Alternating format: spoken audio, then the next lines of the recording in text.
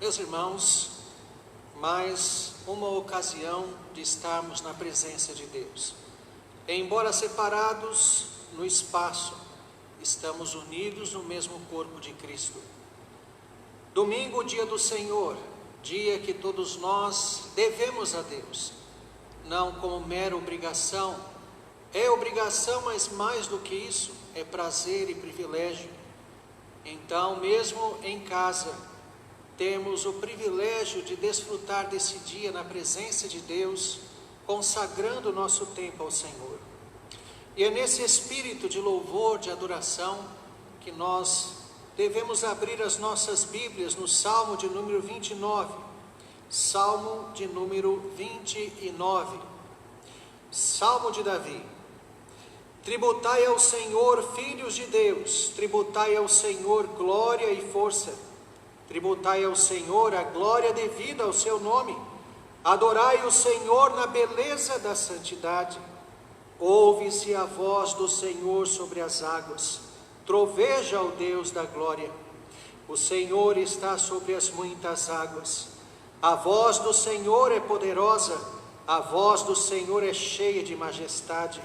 A voz do Senhor quebra os cedros. Sim, o Senhor despedaça os cedros do Líbano. Ele os faz saltar como um bezerro, o Líbano e o Sirion como bois selvagens. A voz do Senhor despede chamas de fogo. A voz do Senhor faz tremer o deserto. O Senhor faz tremer o deserto de Cádiz. A voz do Senhor faz dar cria às corças e desnuda os bosques, e no seu templo tudo diz glória. O Senhor preside aos dilúvios, como rei, o Senhor presidirá para sempre. O Senhor dá força ao seu povo, o Senhor abençoa com paz ao seu povo.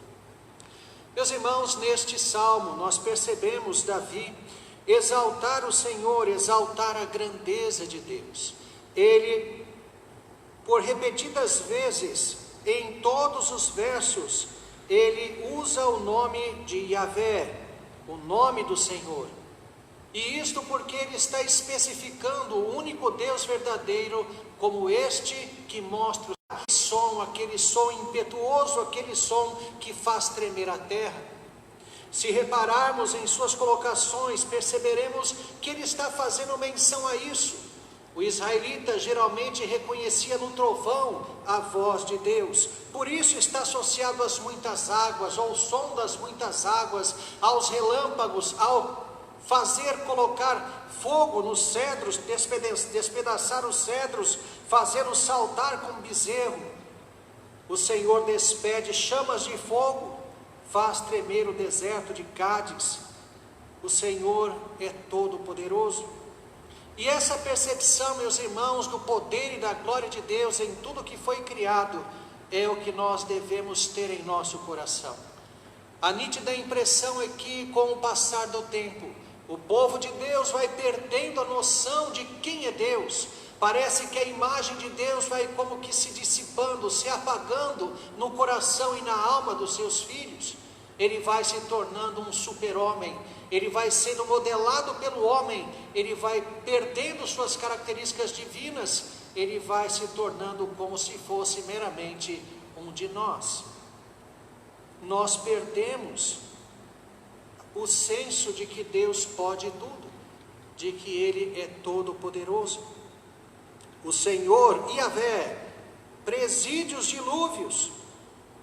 Como rei, Yahvé presidirá para sempre. Yahvé dá força ao seu povo. Yahvé abençoa com paz ao seu povo.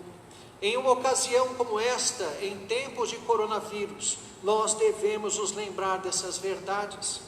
Yahvé dá força ao seu povo, Yahvé abençoa com paz ao seu povo. Se nós cremos no Deus Todo-Poderoso, então há paz em nosso coração. Uma coisa está ligada à outra. Deus é soberano, tudo pode. Então eu descanso e confio naquilo que Ele faz e haverá de fazer. Vamos curvar as nossas frontes, vamos nos dirigir a Deus em oração. Senhor nosso Deus, Pai amado, Deus de amor, de misericórdia, de bondade, de justiça, diante do Senhor Deus Yahvé, único e verdadeiro, encarnado como Jesus Cristo, ao Senhor elevamos a nossa oração para louvá-lo, para reconhecer a tua grandeza, a tua majestade e para confessar a nossa fé, a nossa confiança em ti. Ó Deus, abençoa-nos, abençoa o teu povo que está, ó Deus, nesse momento diante de ti, mesmo nos lares, mas buscando a tua face em oração, todos unidos como um corpo em Jesus Cristo. Recebe o nosso culto e a nossa adoração, e que, ó Deus, a nossa memória, a nossa alma esteja de fato, ó Deus, repleta deste conceito da força que dá paz. O Deus Todo-Poderoso, em quem nós confiamos, é aquele que confere paz, paz a cada um de nós. Recebe nosso louvor e nossa gratidão. Oramos no nome santo do Senhor Jesus. Amém.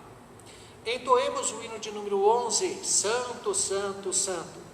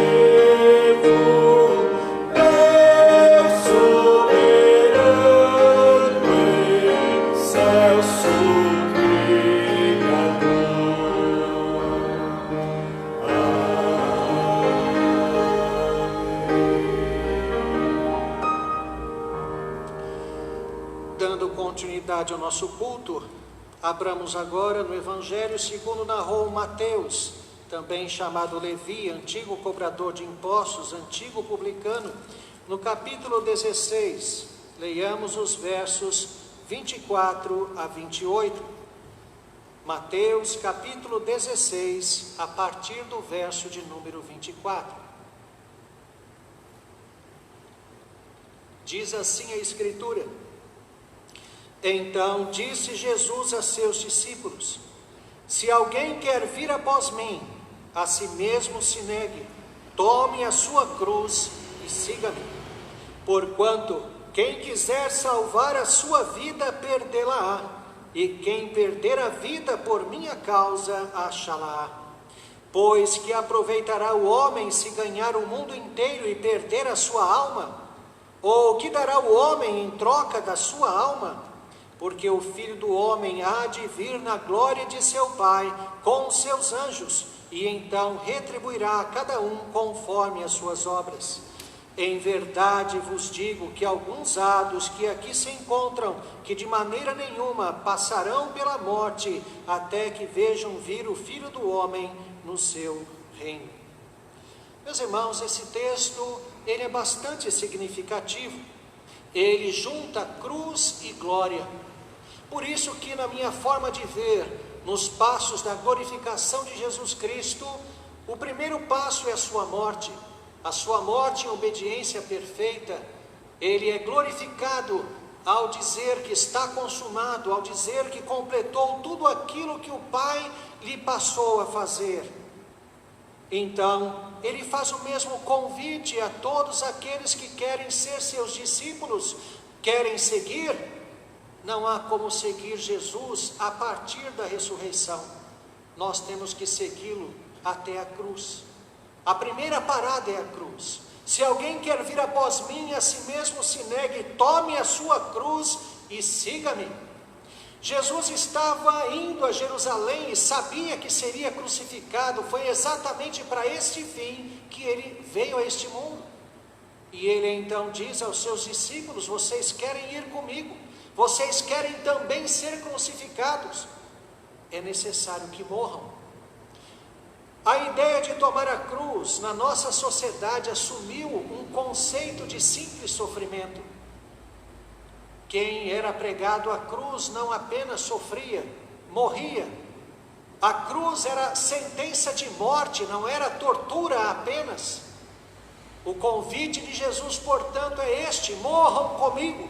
É necessário que percam a vida por minha causa, e isto até mesmo literalmente, se for o caso. Assisti há pouco o filme de John Hus, pré-reformador, viveu no século XIV. Ele combateu os desvios da igreja de sua época, anunciando simplesmente a verdade do evangelho na língua do povo, e por causa disso foi para a fogueira. Quantos ainda nos nossos dias padecem e até mesmo perdem a vida por causa de Cristo?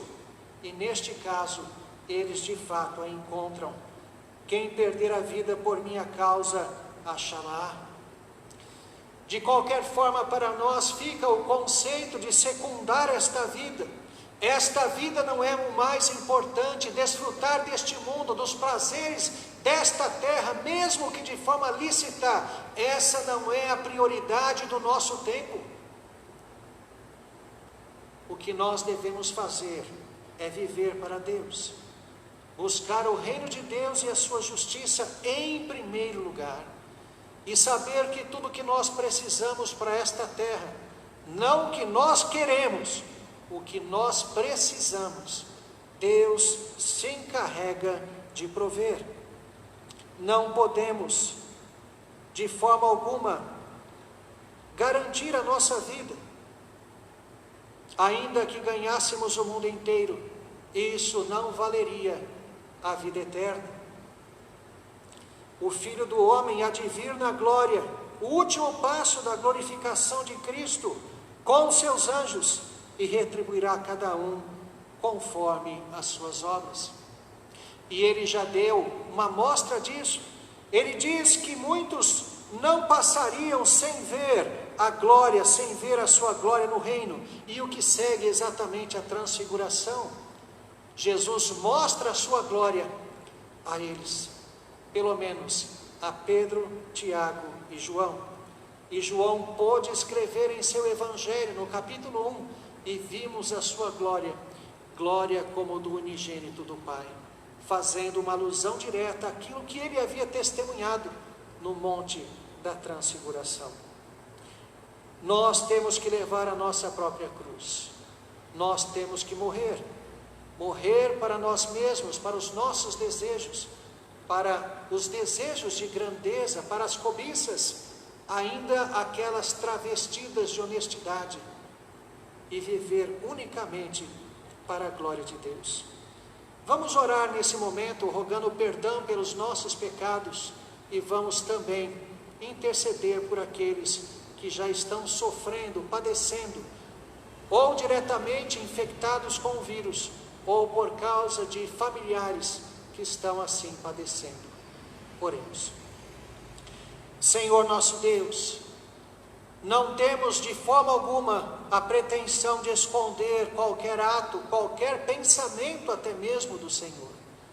Sabemos que o Senhor nos enxerga, ó Deus, por dentro completamente. Não apenas sabe tudo aquilo que falamos e fazemos, mas cada pensamento. Antes que a palavra chegue à boca, portanto, os pensamentos o Senhor já conhece. Ó Deus, e nós pedimos perdão então, por tudo aquilo que temos feito de errado. Pedimos perdão por aquilo que ainda somos como pecadores. Nós louvamos e agradecemos o Senhor pela natureza regenerada, mas ainda, ó Deus, padecemos por causa dos nossos pecados. Em Cristo Jesus, no seu sangue, rogamos o perdão. E também, ó Deus, suplicamos em favor de todos aqueles que têm sofrido com esta pandemia, aqueles, ó Deus, que estão com dores, passando, ó Deus, mal, às vezes em leitos de hospital, às vezes em UTI, que a tua boa mão, ó Deus, os acompanhe, e que, ó Deus, os teus filhos tenham paz e segurança no Senhor, esperando em ti e na tua vontade. Ó Deus, pedimos que a tua graça e a tua misericórdia, assim, esteja sobre todos nós, todo o teu povo, e também, ó Deus, sobre todo o mundo. Alivia, ó Deus, alivia a dor e o sofrimento, é o que nós te rogamos, agradecidos que somos no nome santo do Senhor Jesus. Amém. Entoemos o hino de número 144, vamos cantar a segurança que temos em Jesus Cristo.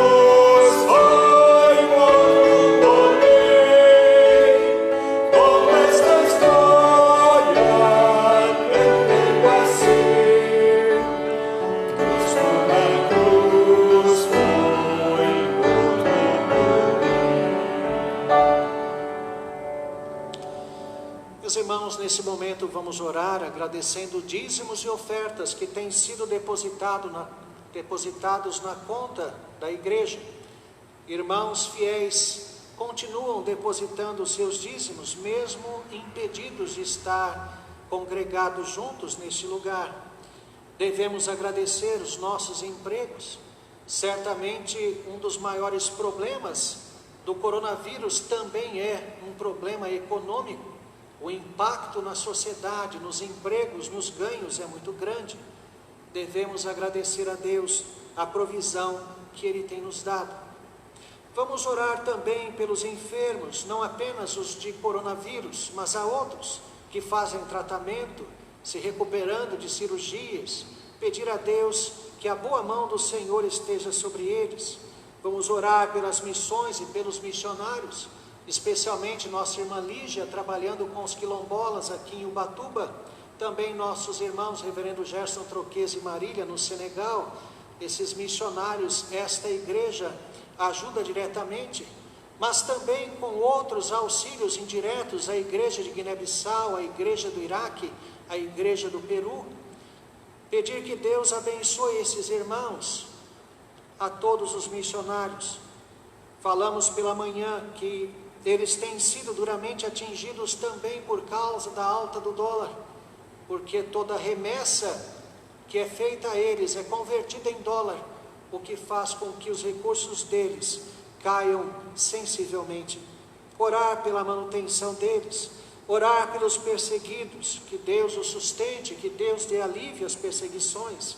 Orar por nossa pátria, uma vez que até mesmo o coronavírus tem sido também politizado. Isto é trágico. Deveríamos todos nos unir para combater isto, ao invés de ficarmos apontando o dedo um para o outro.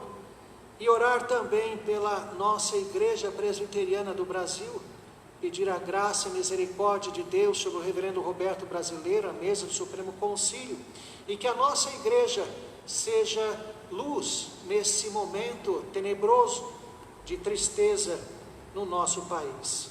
Vamos orar. Senhor nosso Deus, graças te damos de todo o coração, porque o Senhor tem dado a Deus aquilo que é necessário, suprimento para o teu povo. Te agradecemos os dízimos e ofertas que têm sido depositados na conta da igreja, desta igreja. E pedimos, ó Deus, que o Senhor preserve os empregos, que o Senhor abençoe, ó Deus, a todos esses que têm se mostrado fiel. Também, ó Deus, pedimos a tua bênção sobre os enfermos, aqueles que estão se recuperando de cirurgias, aqueles, ó Deus, que estão enfrentando outras enfermidades. Que a tua boa mão esteja com eles, abençoando, guardando. Abençoa também, ó Deus, os missionários e as missões. Que o Senhor dê a eles, ó Deus, também o sustento. Abençoa-os, ó Deus, cada um em seu campo, segundo as demandas que enfrentam. Pedimos a tua bênção também para o governo, todas as esferas, ó Deus, o nosso governo. Que haja, ó Deus, uma união, que haja sensibilidade, honestidade de fato. Que o Senhor abençoe para a tua honra e glória. E também rogamos, ó Deus, pela Igreja Presbiteriana do Brasil, pelo reverendo Roberto Brasileiro, pela mesa do Supremo Concílio, por cada igreja local. Que o Senhor, ó Deus, dê forças, dê alento, dê sabedoria nesses momentos difíceis. Recebe nosso louvor, nossa gratidão. Oramos no nome santo do Senhor Jesus. Amém. Para nossa edificação, abramos as nossas Bíblias no Evangelho segundo Mateus, segundo narrou Mateus, no capítulo 15, leiamos os versos 21 a 28. Mateus 15, versos 21 a 28. Diz assim a Escritura: Partindo Jesus dali, retirou-se para os lados de Tiro e Sidom. E eis que uma mulher cananeia, que viera daquelas regiões, clamava: Senhor, filho de Davi, tem compaixão de mim. Minha filha está horrivelmente endemoninhada. Ele, porém, não lhe respondeu palavra. E os seus discípulos, aproximando-se, rogaram-lhe: Despede-a, pois vem clamando atrás de nós. Mas Jesus respondeu: não fui enviado senão às ovelhas perdidas da casa de Israel. Ela, porém, veio e o adorou, dizendo: Senhor, socorre-me. Então ele, respondendo, disse: não é bom tomar o pão dos filhos e lançá-lo aos cachorrinhos. Ela, contudo, replicou: sim, Senhor, porém os cachorrinhos comem das migalhas que caem da mesa dos seus donos. Então lhe disse Jesus: ó mulher, grande é a tua fé, faça-se contigo como queres. E desde aquele momento sua filha ficou sã. Vamos nos dirigir a Deus em oração. Senhor nosso Deus, chegou a hora de sermos alimentados com a tua santa palavra. Pedimos que o teu Santo Espírito, o autor das Escrituras, seja aquele, ó Deus, a ministrá-las ao nosso entendimento, ao nosso coração, aplicá-las, ó Deus, à nossa vida, para que nós verdadeiramente saiamos um pouco mais parecidos com Cristo, que é, ó Deus, o modelo do Evangelho. Isto para a tua honra e para a tua glória. Nós oramos agradecidos, no nome santo do Senhor Jesus. Amém.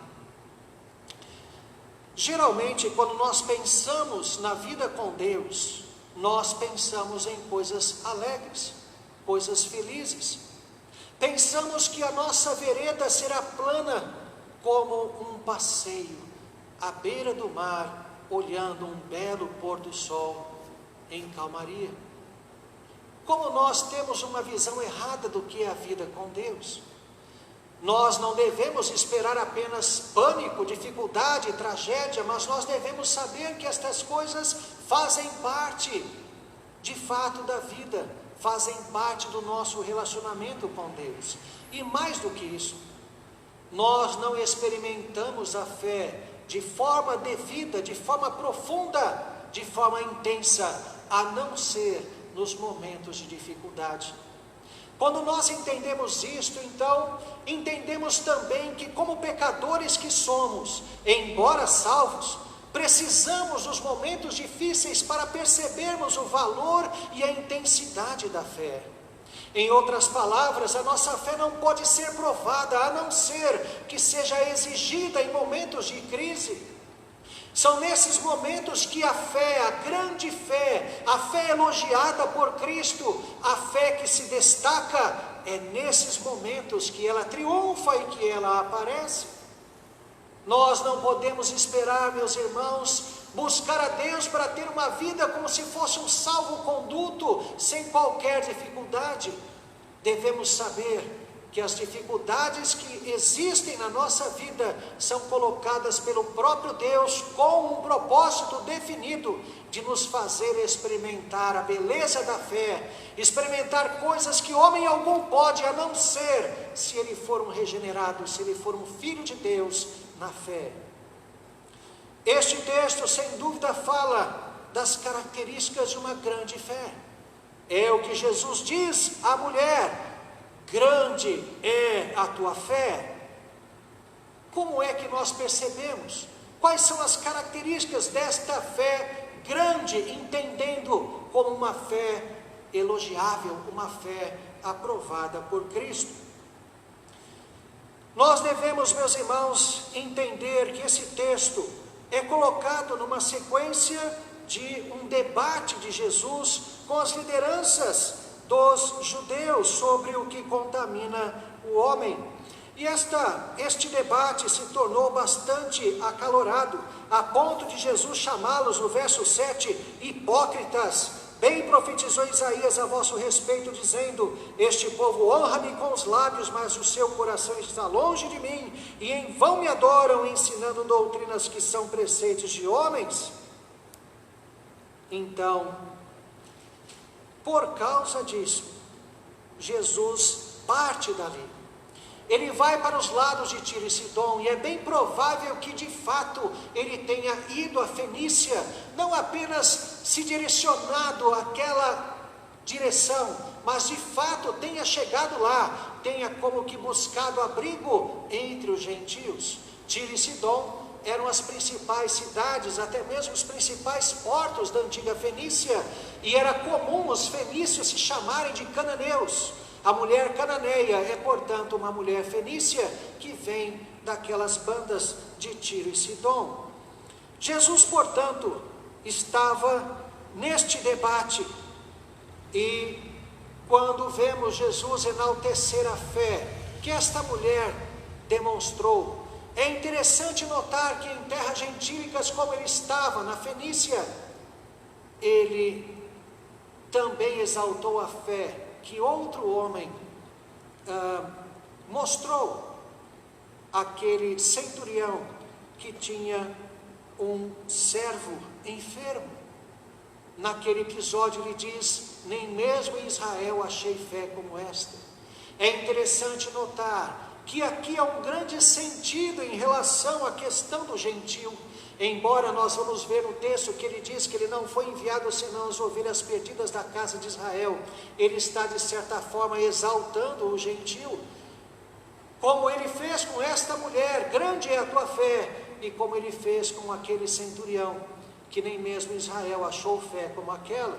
Em ambos os casos eram gentios, e em ambos os casos não buscavam benefícios para si mesmos, mas para pessoas chegadas, para próximos.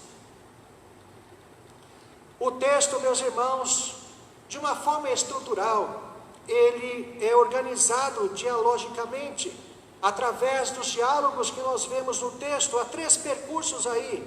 O primeiro deles: a mulher se dirige a Jesus e não há resposta. O segundo percurso: os discípulos se dirigem a Jesus e Jesus responde a eles. E no terceiro percurso, nós temos a mulher se dirigindo a Jesus. Jesus responde a uma réplica dela e uma tréplica por parte de Jesus Cristo. O texto, portanto, se estrutura em 3 verdades, segundo estes 3 diálogos estabelecidos no texto. E a primeira coisa que nós então notamos, com base nisto, nas características de uma grande fé, é que ela resiste mesmo ao silêncio de Deus. Que coisa interessante! Uma fé verdadeira, uma fé elogiada por Cristo, uma grande fé, é aquela que resiste mesmo ao silêncio de Deus. A narrativa, meus irmãos, de Marcos, do mesmo texto, informa o motivo de Jesus ter se retirado de lá, de ter de fato chegado aos fenícios, por causa da desavença que nós já citamos com a liderança judaica na Galileia, mas também porque ele queria ter, vamos dizer, momento mais próprio com os discípulos, uma espécie de descanso do seu ministério. Então ele se dirige para aquelas terras fenícias, onde ele era menos conhecido. Mas é interessante que até mesmo no exterior, reparem, uma mulher fenícia já havia ouvido falar dele e até mesmo exercido fé. Deus havia alcançado aquela mulher no estrangeiro. Aquilo que Jesus estava fazendo na Fenícia não era uma obra missionária. Jesus não tinha intenção de pregar entre os fenícios. Ele apenas de fato se retirou para lá. Mas sem dúvida alguma, isto antecipa aquilo que a igreja significaria no Novo Testamento, uma igreja aberta a todos os reinos, a todos os povos.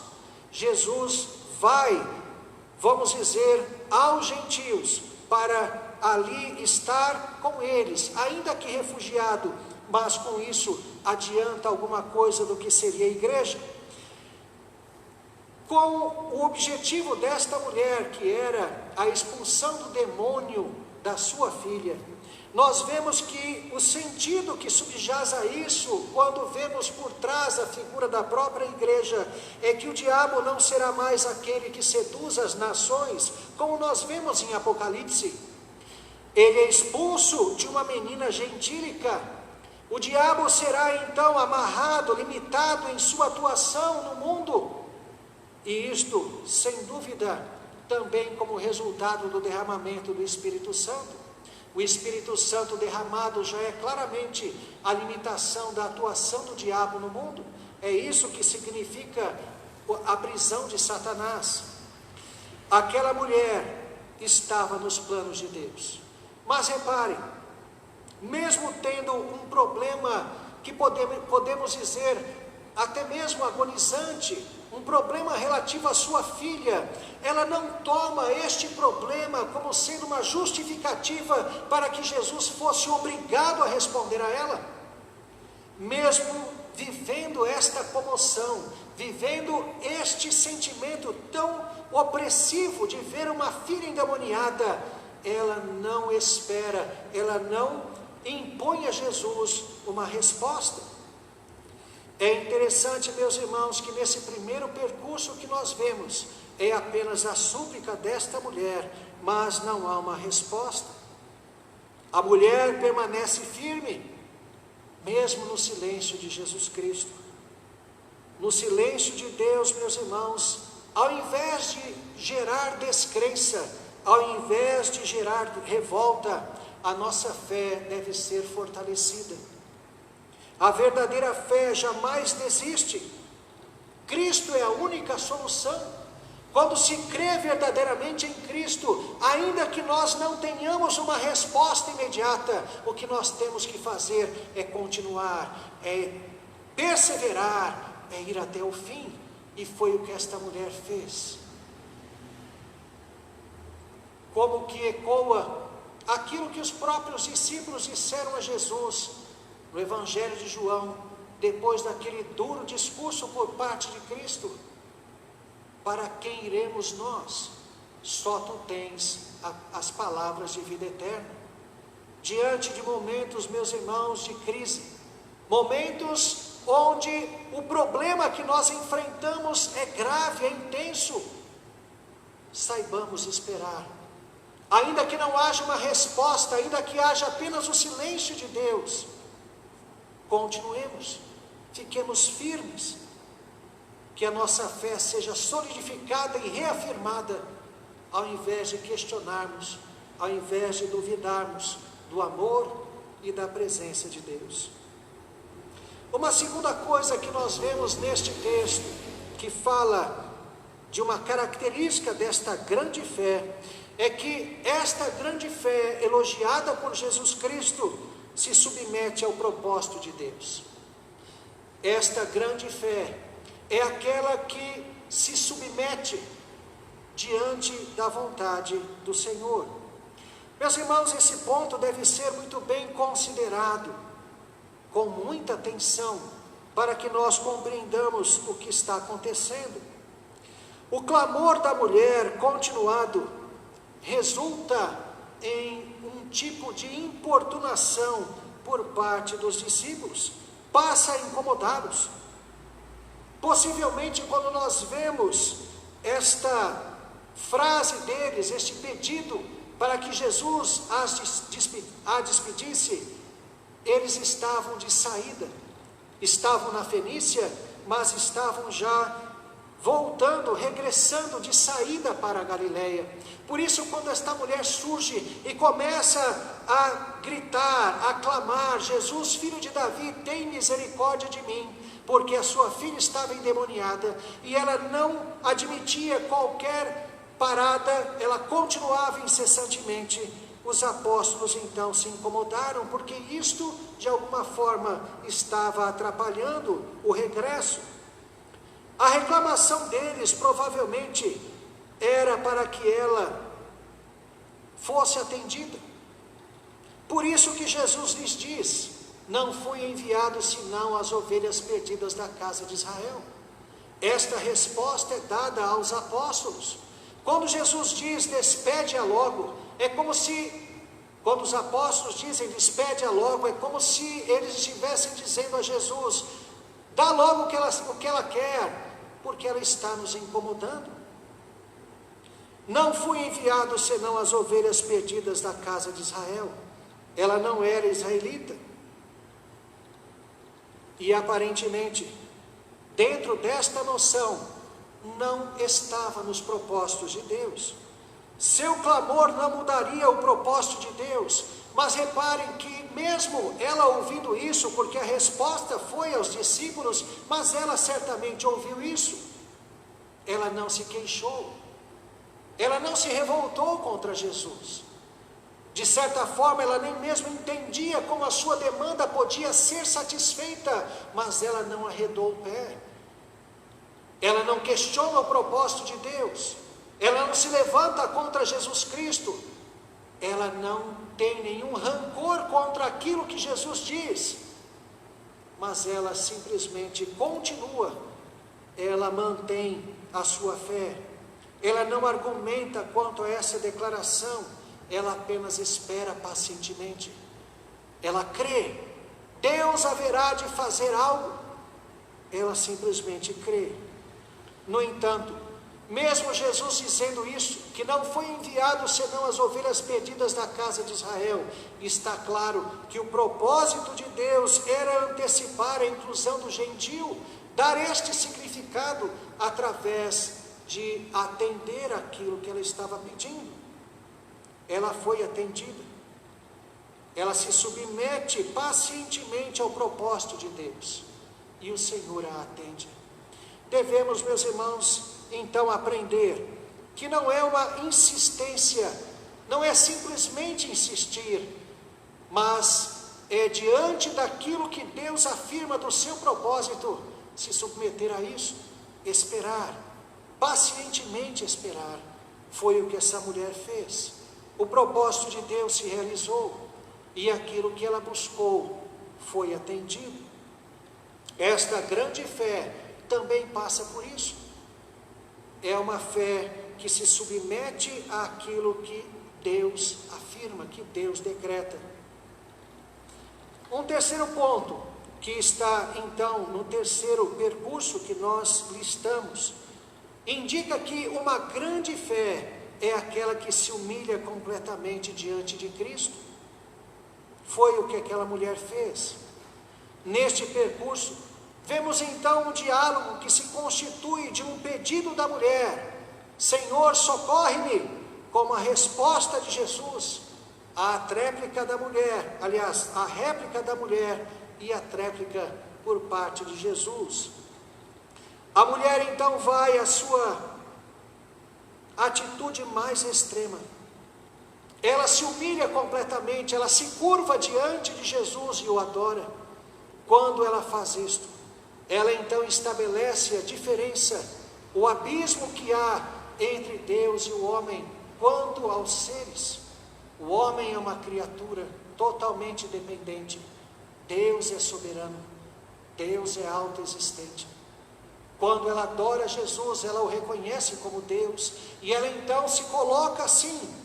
A diferença entre Deus e homem é o tamanho da sua humilhação naquele momento. Ela o adora, e junto com isso diz: Senhor, socorre-me.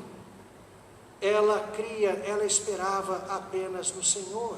Sabia que o socorro, que o único que poderia libertar a sua filha, o único que tinha poder eficiente sobre o diabo, era o único Deus verdadeiro. Jesus então faz uso de um ditado da época, que fala do cotidiano de um gentio. Judeu não tinha cachorro dentro de casa. O cachorro que é citado aqui não é o mesmo cachorro que o judeu se referia ao gentio como animal impuro. Não eram cachorros selvagens, mas eram cães domésticos. Estavam dentro de casa, uma experiência comum do mundo gentílico. E Jesus então toma esse ditado e diz: não é bom tomar o pão dos filhos e dá-los aos cachorrinhos. Certamente, ao ouvir isso, qualquer um de nós poderia ficar ofendido, mas quando ela já se colocou naquela posição, na distância entre o ser do homem e o ser de Deus, totalmente humilhada, ela simplesmente acede, ela simplesmente concorda, ela nem mesmo rebate, ela assume: sim, eu sou um cachorrinho, não há nenhum problema com isso, eu sei que as tuas migalhas são suficientes, não preciso nem mesmo do alimento, só as migalhas que caem da mesa já são suficientes para que a minha demanda seja satisfeita. Reparem como esse é um elemento de uma fé elogiável. No caso do centurião que tinha um servo doente, Jesus se prontificou a ir à sua casa e o centurião manda um servo dizendo: não entres em minha casa, eu não sou digno que entre debaixo do meu teto. É humilhação, é isso. A nossa fé em Cristo é reconhecê-lo como Deus, não é um pajé, não é um curador, alguém que simplesmente traz cura, não é uma pessoa que faz coisas para esta terra meramente. Ele é Deus, e é essa aproximação da fé verdadeira. Esta é a humildade, quando nós percebemos a distância do ser de Deus para nós. Ela aceita então esta condição, ela se humilha completamente. E reparem que então, o propósito de Jesus Cristo é alcançado na vida dela. Neste momento de crise, a sua fé é provada.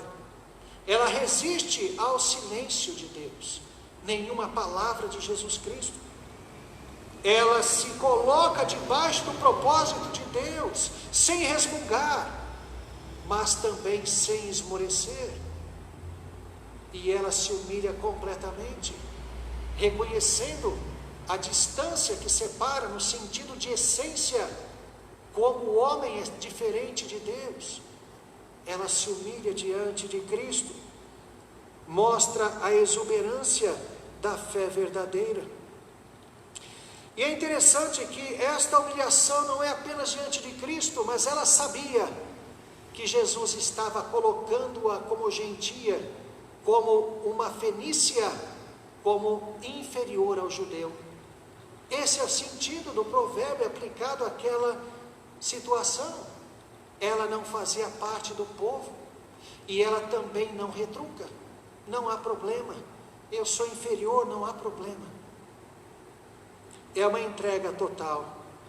Jesus então concede aquilo que ela buscava. Desde aquele momento, a sua filha ficou sã, diz a Escritura. Então reparem, uma mulher tem a atenção de Jesus, gentílica, fenícia, exaltada acima da liderança judaica, que não reconheceu Jesus na Galileia. Toda a resistência de Jesus tinha o objetivo de levá-la a essa confissão de total humildade. A virtude fundamental da vida. Segundo Agostinho, são 3 as virtudes do crente principais: humildade, humildade e humildade. Em tudo isso, mostrou fé, mostrou paciência, mostrou perseverança. É assim, meus irmãos, que uma fé elogiável então se manifesta. Devemos então nos perguntar a respeito dessas características. Como você reage diante do silêncio de Deus? Como você reage numa situação de crise em que parece que não há resposta, em que nada acontece? Como você reage? Com reclamações, com lamentos? Ou apenas espera com fé? Percebe que a fé não é abalada, que ela se mantém, que ela é robustecida, revigorada. Você se submete diante do propósito de Deus, mesmo que seja contra aquilo que você busca. Você se submete mantendo a fé, mantendo a confiança. Deus é Deus, tudo Ele pode. Esperando nele, simplesmente nele. Você se humilha completamente diante do Senhor. Você renuncia à sua própria vontade, ou quer lhe impor o que deve fazer. É provável, meus irmãos, que um dos maiores problemas de nossa época é exatamente a falta de fé como essa. A falta de fé em pessoas chamadas crentes que resistem a estas coisas, com fé, com perseverança, com firmeza, a ponto de confessar a fé de uma forma belíssima e ser usada como exemplo e modelo para outras pessoas. Deus usa a nossa vida, especialmente em situações de crise. Nesses momentos a nossa fé é provada. E bem-aventurados somos, se fomos encontrados fiéis e aprovados nisso. Que Deus nos abençoe grandemente. Amém. Entoemos o hino de número 68, que fala da nossa inteira necessidade de Deus. Necessitados somos. E isso também ilustra a nossa humilhação diante de Deus. Hino de número 68, necessidade.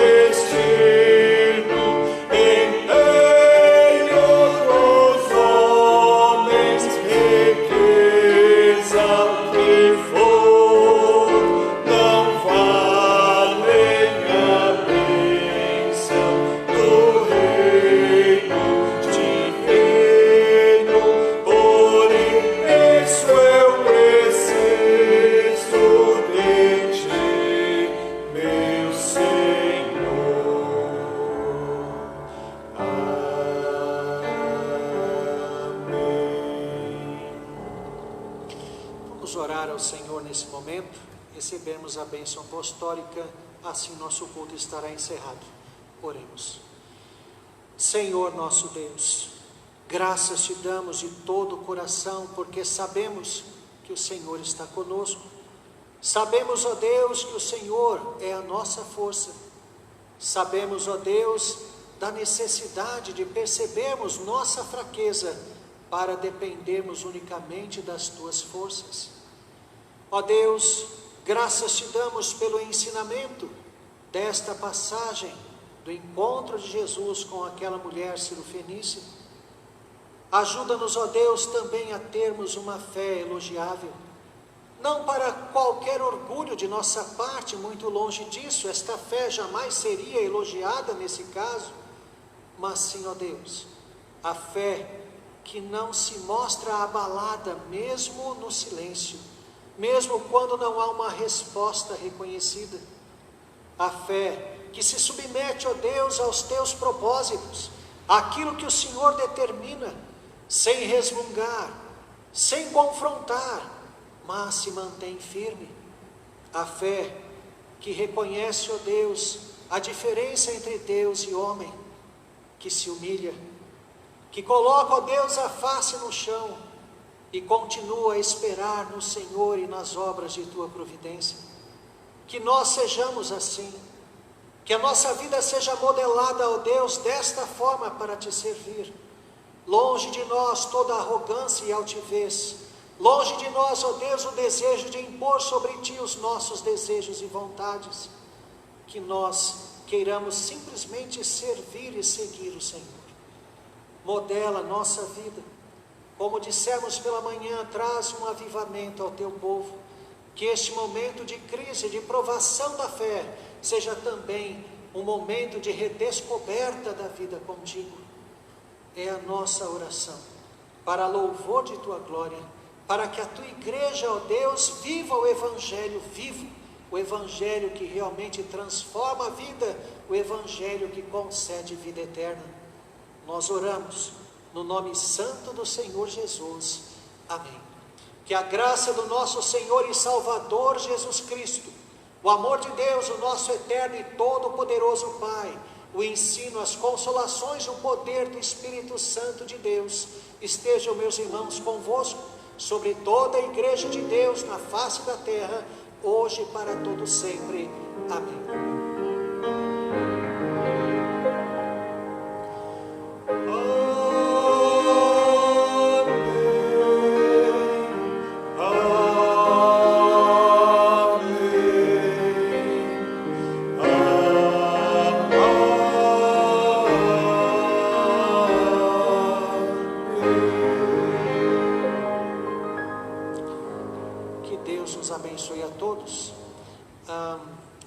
Aviso, repetindo o que disse pela manhã, falecimento de nossa irmã Dona Zélia.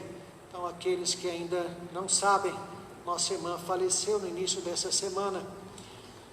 Tivemos presentes aqui no cemitério da Vila Mariana, e depois também lá no crematório da Vila Alpina. Então, oremos pelos familiares, pedindo que o Senhor continue a consolar o coração de todos. E a nós, durante essa semana, façamos uso inteligente, piedoso, cristão do nosso tempo. Em casa, busquem a Deus, fartem-se dos ensinamentos das Escrituras, coloquem louvores para tocar, cantem louvores, leiam bons livros. Certamente haverá o trabalho de todo dia, mas não se desliguem de Deus, do seu reino, e vamos continuar orando, pedindo a Deus graça e misericórdia nesses momentos difíceis. Que Deus nos abençoe.